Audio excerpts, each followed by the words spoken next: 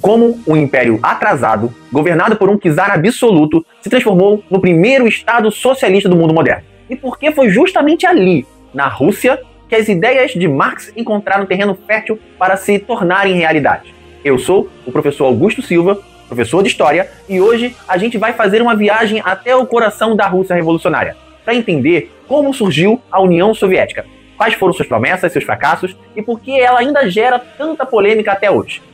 E ó, se eu tropeçar em alguma palavra, já aviso, botei aparelho ortodôntico esses dias, então alguns S, C cedilhas, X estão em greve igual operário de Petrogrado, mas estamos aqui firme. Então, já tô pedindo desculpa, galera.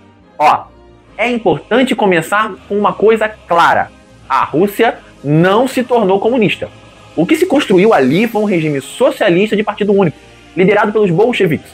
O comunismo, como Marx teorizou, seria uma fase futura, sem Estado, sem classes sociais, sem propriedade privada, mas a União Soviética ficou longe disso.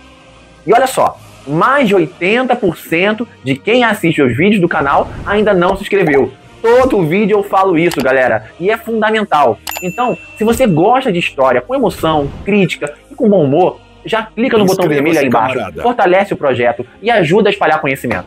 Então, bora entender por que a Rússia, um país de camponeses pobres, operários famintos e um czar que acreditava ser enviado de Deus, foi o lugar onde a revolução explodiu. E como esse projeto de transformação total do mundo influenciou o século inteiro.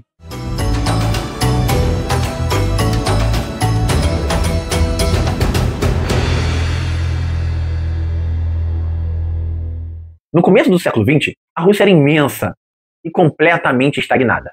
Era como se alguém tivesse congelado o império uns 300 anos atrás e jogado esse povo direto numa guerra moderna. Você já ouviu falar em Nicolau II? Talvez não. Pois é, esse homem era o czar. Tipo um rei, um imperador, só que achava que governava por direito divino. Imagina isso num mundo que já tinha telefone, cinema e até avião.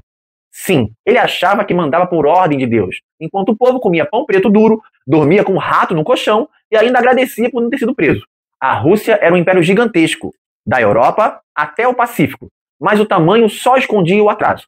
A maioria da população era camponesa, analfabeta, pobre e sem acesso à terra. E não era só pobreza não, era humilhação mesmo. Muitos viviam sob regras herdadas da servidão, aquela coisa medieval, de depender do senhor da terra, sabe? A elite vivia em palácios, bailes e champanhe, e o povo no frio, no barro, com fome e com medo.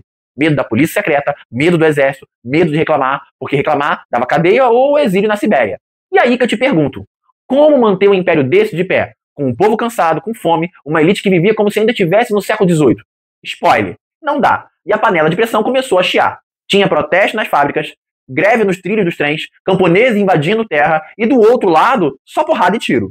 Foi nesse cenário que começou a surgir grupos revolucionários. Gente que lia Marx, discutia socialismo e sonhava com justiça. E aí, a Rússia, que era um barril de pólvora, ganhou um fósforo. O nome dele era industrialização atrasada, desigualdade e revolta social acumulada. Para entender a Revolução Russa, precisa entender isso aqui. Era um país com instituições arcaicas, uma população desesperada e a elite que se recusava a ceder qualquer coisa. O que veio depois não foi surpresa, foi consequência. Mas afinal, quem eram esses revolucionários? Que ideias eram essas que queriam transformar o mundo? Agora a gente vai conhecer a cabeça por trás da Revolução, Karl Marx, e como suas ideias chegaram até a Rússia dos czares. Você já ouviu falar em Karl Marx, né? Aquele barbudo com cara de quem brigaria muito no Twitter. Mas calma, antes de sair dizendo que é comunismo, vamos entender o que ele realmente queria dizer. O Marx dizia que a história da humanidade sempre foi uma luta entre classes. Quem tem os meios de produção e quem tem só a força do próprio corpo. Ele acreditava que o capitalismo ia explodir por dentro, criando a própria cova, com os próprios trabalhadores. Mas aqui vai um ponto-chave. O Marx achava que a revolução ia nascer no lugar mais industrializado do mundo, tipo Inglaterra, Alemanha, não na Rússia. A Rússia era camponesa, analfabeta, cheia de padre ortodoxo batendo sininho, mas foi justamente lá que a teoria pegou fogo. E por quê? Porque o povo estava desesperado. Era fome, era injustiça, era repressão. E foi nesse cenário que jovens revolucionários russos começaram a ler Marx. Mas não só Marx. Eles também liam Hegel, que dizia que a história avança pelo conflito. Aí entra o Lenin. Ele olha para a teoria e pensa, espera aí, esse negócio de esperar a revolução chegar naturalmente não dá tempo, o povo está morrendo agora. E é aqui que o marxismo se transforma. Como disse Erich Hobsbawm, o marxismo foi reinterpretado por homens que jamais imaginariam esperar pacientemente a chegada do fim do capitalismo. A urgência russa moldou uma nova leitura da teoria, uma leitura da ação direta. Lenin cria a ideia do partido de vanguarda, um grupo pequeno, forte, profissional, que conduziria o povo à revolução, mesmo que o povo não estivesse preparado. Radical? Sim, mas num país onde tudo era proibido até pensar, isso era quase inevitável. O socialismo não chegou à Rússia como fórmula perfeita. Ele chegou como resposta ao desespero, como uma promessa de que dava para mudar tudo mesmo sem ter nada. E numa terra congelada pela repressão, uma ideia nova era como fogo. Mas se a teoria precisava de uma faísca, ela veio. Uma guerra mundial, milhões de mortos, um império que não aguentava mais, e agora você vai ver como o colapso do czarismo virou realidade em 1917. Olha só, se você está aqui até agora, eu preciso dizer obrigado, de verdade. Porque entender a Revolução Russa não é só decorar datas de czar e bolchevique, é refletir sobre o que move uma sociedade inteira a se levantar, a lutar e às vezes a errar feio tentando acertar. E se você curte esse tipo de conteúdo, história de forma crítica, profunda, sem enrolação, sem babação ideológica, eu te peço, se inscreve aqui no canal. Isso ajuda muito o projeto a continuar. Aproveita e comenta aqui embaixo Revolução com Consciência, para eu saber que você tá firme até a metade do vídeo. Porque aqui, diferente de certos governos da história, a gente gosta de ouvir o povo. Agora, bora seguir, porque a Revolução de Outubro não começou em 17. Ela começou em 1905, com sangue, com sovietes e com uma promessa que ninguém esqueceu. Muito antes de 1917, o povo russo já tinha se levantado.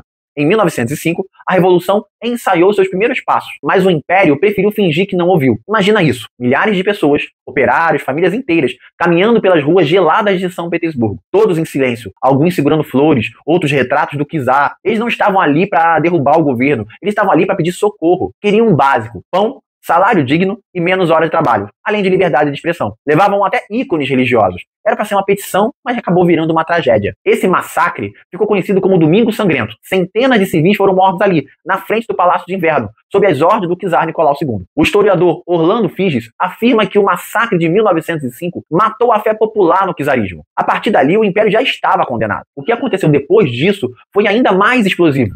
A Rússia entrou em ebulição. Greves se espalharam pelo país. Camponeses invadiram terras. Parte do exército se rebelaram. E, pela primeira vez, surgem os sovietes, conselhos de trabalhadores e soldados que começavam a se auto-organizar, decidindo coletivamente o que fazer. Assustado, o imperador, o czar, fez concessões. Criou a Duma, uma espécie de parlamento, mas com poderes extremamente limitados. Era mais para acalmar o povo do que para mudar alguma coisa de verdade. E quando a situação deu uma trégua, voltou a repressão. Mas olha só, 1905 também teve um efeito estratégico. Ele foi o divisor de águas para organizar o cenário político russo. A partir dali, os grupos que queriam transformar o país se articularam de vez. E cada um tinha um projeto bem diferente do que seria essa nova Rússia. Os mencheviques, por exemplo, eram um grupo de orientação marxista, mas mais moderados. Eles acreditavam que a Rússia precisava primeiro se desenvolver economicamente, passar para o capitalismo, criar uma burguesia nacional forte, para só então pensar numa revolução socialista. Queriam um partido mais aberto, mais democrático, com base ampla. Eram mais inclinados a alianças com os liberais. Defendiam a liberdade e reformas dentro do sistema. Do outro lado vinham os bolcheviques, liderados por Lenin.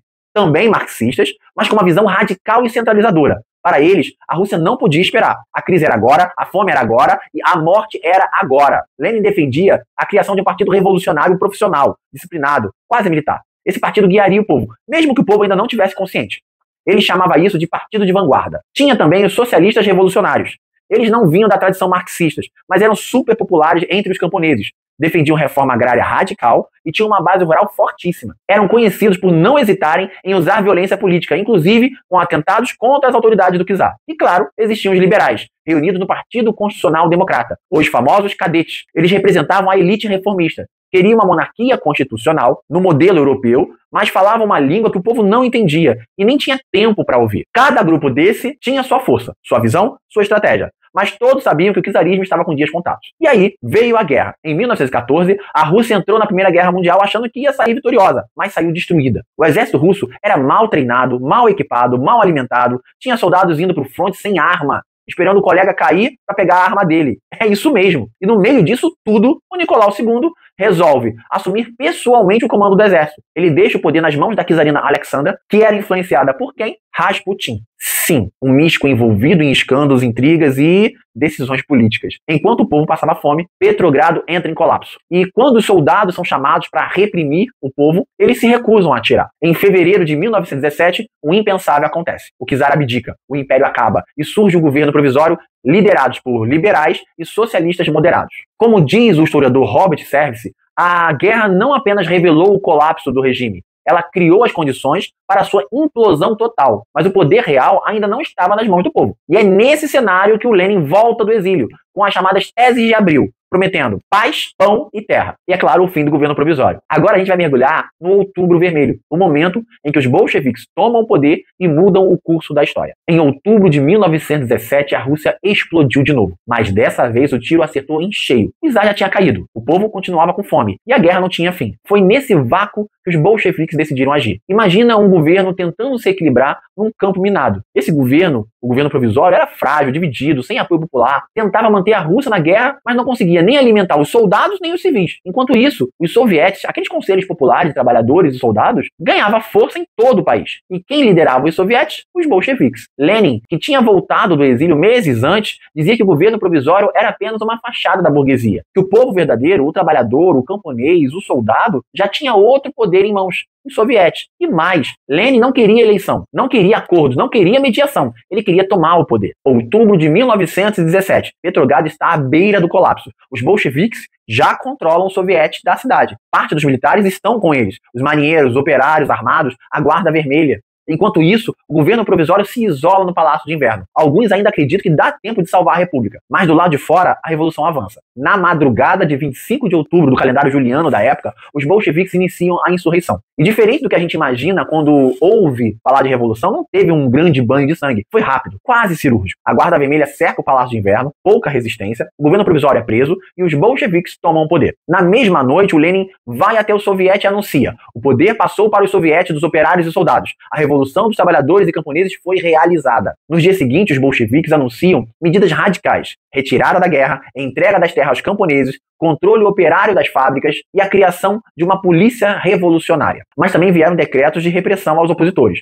Partidos foram abolidos, a imprensa fechada e a revolução que nasceu prometendo liberdade começou a fechar as portas. A historiadora Sheila Fitzpatrick, uma das maiores especialistas em União Soviética, lembra que os bolcheviques viam a tomada do poder como o início de um projeto de transformação total da sociedade e que para isso estavam dispostos a usar todos os meios necessários. Mas nem todo mundo aceitou essa nova ordem. Logo começou uma guerra civil brutal. De um lado, os vermelhos, os bolcheviques, do outro, os brancos, uma mistura de monarquistas, liberais, ex-militares do czar e potências estrangeiras. A guerra civil dura até 1921 e deixa milhões de mortos. E nesse cenário, o novo regime se fortalece. Sob o fogo cruzado, racionamento, terror e purgas dão resultado. A Revolução de Outubro foi rápida, mas as consequências foram profundas, violentas e duradouras. O que os bolcheviques fizeram ali não foi só mudar o governo, eles abriram um novo capítulo da história mundial. Tomar o poder foi uma coisa, mantê-lo foi outra bem mais complicada. Entre 1917 e 24, Lenin enfrentou o caos da guerra civil, sabotagens internas, fome generalizada e teve que tomar decisões que nem Marx tinha previsto. Olha só que curioso. Os bolcheviques tomam o poder prometendo o fim do capitalismo. E poucos anos depois, o Lenin anuncia que seria necessário permitir um pouco de capitalismo. A NEP foi criada em 1921 para tirar a Rússia do colapso econômico causado pela guerra civil. O Estado manteve o controle dos setores estratégicos, como bancos, indústria pesada e comércio exterior, mas permitiu que pequenos comércios e propriedades privadas voltassem a funcionar. Os impostos substituíram as requisições forçadas. Os camponeses puderam vender parte do que produziam. E surgiu até uma nova classe social urbana, pequenos comerciantes, que começavam a prosperar. Para muitos bolcheviques, isso era quase uma traição, mas para Lenin, era uma pausa estratégica. Ele dizia: demos um passo atrás para dar dois à frente. Como analisa o historiador Moshe Levin, a ANEP foi uma forma pragmática de salvar a revolução. Não foi um recuo ideológico, mas uma tentativa de sobrevivência. Mas aí o Lenin morre em 1924, sem ver até onde essa estratégia podia ir. E o que veio depois foi o stalinismo. Com a morte de Lenin em 24, a revolução chegou a um impasse. O líder se foi, o socialismo era jovem e o poder estava em disputa. Mas quem achou que Stalin seria só um burocrata estava muito enganado. Ele não era o preferido do Lenin. Na verdade, o próprio Lenin deixou uma carta avisando que o Stalin era rude, autoritário e talvez perigoso demais. Mesmo assim, o Stalin foi subindo, usando da sua posição de secretário-geral para formar alianças, afastar rivais e apagar da história quem cruzasse seu caminho. A partir de 1928, Stalin assume o controle total do partido e do Estado. E aí começa uma nova fase, o projeto de transformar a União Soviética numa potência, custe o que custar. Vêm os planos quinquenais, metas econômicas ambiciosas para construir indústrias, eletrificar o país, produzir aço, carvão, máquinas e tudo em ritmo acelerado. E sim, os números impressionam. A União Soviética saiu de um país agrário para uma potência industrial. Mas a pergunta é, a que custo? No campo, a situação era ainda mais dramática. As terras foram reorganizadas em fazendas coletivas, os kolkhozes. Os camponeses perderam tudo. Quem resistia era chamado de inimigo da revolução e era deportado, preso ou morto. A consequência? Fome em massa. Milhões morreram, principalmente na Ucrânia. O episódio ficou conhecido como Holodomor, a fome como ferramenta de repressão. A historiadora Anne Applebaum afirma que a fome não foi uma fatalidade, ela foi planejada. Foi uma forma de quebrar a resistência dos camponeses e punir as regiões consideradas hostis ao regime. E aí vem o período dos expurgos, julgamentos forjados, execuções sumárias, prisões arbitrárias. O terror se institucionaliza. Era a Era da Tcheca, que depois vira NKVD e depois KGB. Foram milhões de presos ou enviados para os gulags, campos de trabalhos forçados em regiões inóspitas. A lógica era clara. Se você não se encaixa, some. Ao mesmo tempo, a propaganda pintava o Stalin como um ser iluminado, o pai da pátria, gênio militar, gênio industrial, gênio de tudo. A crítica desapareceu. A dúvida virou crime. O socialismo real foi virando uma ditadura com cara de paraíso. A historiadora Sheila Fitzpatrick define bem. O stalinismo foi um projeto revolucionário guiado pela modernização e pelo medo. Produziu resultados, mas deixou cicatrizes profundas. O projeto de igualdade acabou gerando um sistema onde o controle era absoluto e o medo fazia parte da rotina. Olha só, a gente começou esse vídeo falando de revolução, de desigualdade, de sonhos de transformação. E agora, no fim, a gente está diante de uma União Soviética que virou uma potência, mas também virou uma prisão para muita gente. É difícil dar um veredito único. A Revolução Russa mudou o mundo. Não tem como negar. Influenciou revoluções políticas, medos e esperanças por todo o século XX. Mas também nos lembra que nenhuma utopia justifica o silenciamento da humanidade. E se tem uma coisa que a história ensina é que ideias incríveis, nas mãos erradas, podem se transformar em ferramenta de controle. A linha entre a liberdade e o autoritarismo às vezes é tênue. E se você ficou até aqui, comenta consciência, porque é disso que a gente precisa. Consciência histórica, memória crítica e coragem para fazer diferente. Se esse conteúdo te fez pensar, ou até deu raiva, porque a história também incomoda, considere se inscrever aqui no canal Viagem na História. Eu sou Augusto Silva, professor de História, e estou aqui toda semana tentando tornar esse passado mais vivo, mais acessível, mais nosso. E para quem quiser se aprofundar mais, eu deixei a descrição da bibliografia que eu usei para construir esse roteiro. Autores sérios, obras importantes, sem achismo, sem sensacionalismo.